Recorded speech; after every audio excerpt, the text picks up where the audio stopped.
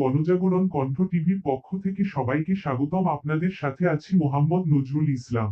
হাইড্রোসেফালাসে আক্রান্ত 1 বছরের শিশু বাঁচাতে সাহায্যের আবেদন। ঠাকুরগাঁও জেলার পীরগঞ্জ উপজেলার গুয়াগাঁও গ্রামের 1 বছর বয়সী একটি শিশু হাইড্রোসেফালাস, মস্তিষ্কে অতিরিক্ত পানি জমা রোগে আক্রান্ত হয়ে মৃত্যুর সঙ্গে লড়ছে। শিশুটির পিতা আবুল কালাম পেশায় একজন সিকিউরিটি গার্ড। মাসে অল্প আয় কোনোভাবে সংসার চালালেও সন্তানের চিকিৎসার ব্যয় বহন করা এখন তার পক্ষে অসম্ভব হয়ে পড়েছে। পরিবারের স্থায়ী ঠিকানা দিনাজপুর জেলার বোচাগঞ্জ উপজেলার ধনতলা গ্রামে।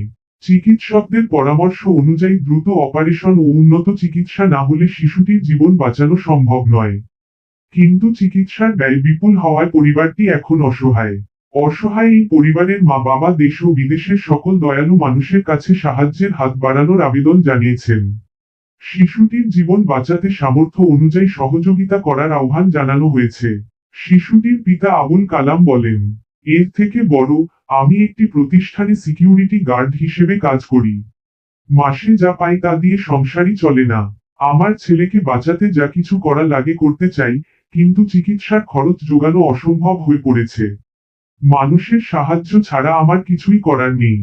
নমস্কার। সাহায্য পাঠানোর ঠিকানা গোলাকার পুষ্পিন, স্থায়ী ঠিকানা ধনতলা, শেতাবগঞ্জ, দিনাজপুর।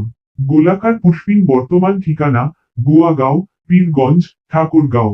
Telephone receiver. সাহায্য পাঠানোর বিকাশ নগদ নম্বর 017978727555। এই নম্বরটি বোচাগঞ্জ উপজেলা এনসিপি নেতা তাফসির রহমানের, যিনি শিশুটির চিকিৎসা সহযোগিতা কার্যক্রমে।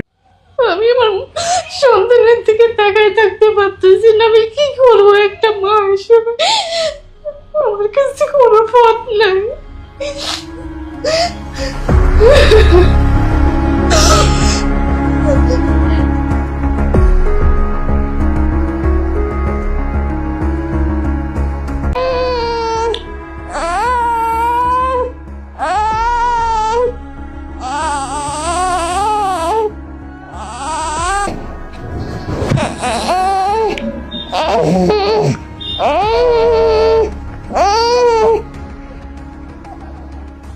ডক্টর বলছে যে অনেক টাকা লাগবে।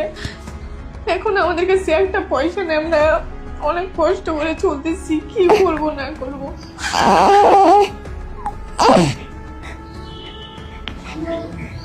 আমি হচ্ছে একটা ব্রাঞ্চে চাকরি করে, সিকিউরিটি গার্ড। ওই যে টাকার বেতন পাই সেখানে আমাদের সংসার চালাইতেই তো হিমশিম খেয়ে যাচ্ছি। বাবু তো আমার বুকে দুধ খায় না, বাইমিল খায়, বাইমিলের তো অনেক দাম। সেজন্য বাবুকে এখন সুজি রান্না করে খাওয়ানো হচ্ছে। আমি একজন মা, আমি চাই আমার সন্তান যাতে সুস্থ হয়ে যায়। আমি আর কিচ্ছু চাই না। আমি চাই আমার সন্তান যাতে আমাকে মা বলে ডাকে, সে যাতে সম্পূর্ণ সুস্থ হয়ে যায়।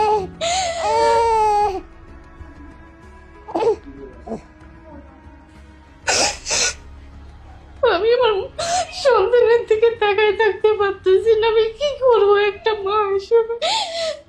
আমার কাছে কোনো পথ নাই।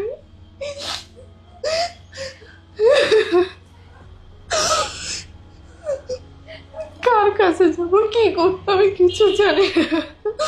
আমাদের কাছে যে কয়টা টাকা ছিল সব শেষ হয়ে গেছে। সামনে আমাদের 1 লাখ টাকার একটা ঋণ আছে, ওটা শোধ করতে হবে। আমরা অনেক টেনশনের মধ্যে আছি। আর এদিকে বাবুর অবস্থা খুবই খারাপ। এই দেখে সে বলেছে বাবু আর বাঁচবে না।